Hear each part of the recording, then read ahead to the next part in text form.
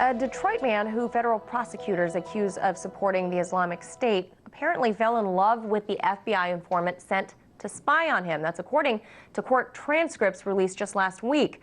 Khalil Abu Rayyan told the informant that he had planned to shoot up a nearby church, but never actually went through with it. However, transcripts of their conversations actually show that it was the informant who had initiated conversations about violence several times, even though Rayyan was reluctant to discuss extremism. Now, critics say that the FBI is targeting and enabling otherwise harmless people by baiting them. Rayyan says he's innocent and made up the whole plan because he was lonely and simply wanted to impress a potential bride. The FBI has more than 15,000 informants used in counterterrorism, and the results of that strategy are often mixed. Now, to discuss these controversial FBI counterterrorism tactics, I was joined earlier by Trevor Aaronson. He's the author of the book, The Terror Factory, Inside the FBI's Manufactured War on Terrorism. And he's also a contributor to The Intercept. So I first asked Trevor to explain to us what this so-called honeypot tactic actually is.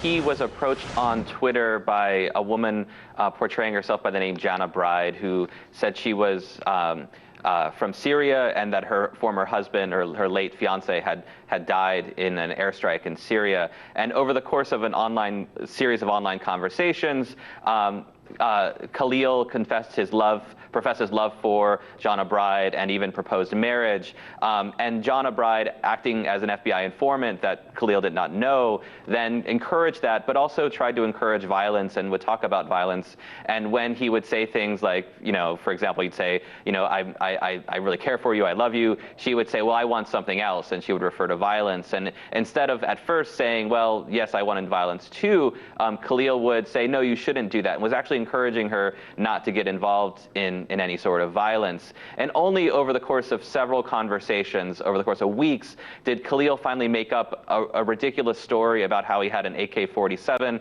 and he was planning to attack a church. And he did that only, according to a psychologist who examined him, because he was not interested so much in radicalism or terrorism. He just wanted the interest and attention of this girl, and that's what he got. And instead, the FBI ended up using her and using this man's interest in her to lure him into what has been basically a national security case for the FBI and federal prosecutors. So kind of a tough guy act gone a little too far, it sounds like. Can you perhaps describe some of these tactics that you might find problematic that are being employed on these people that are being targeted by the FBI?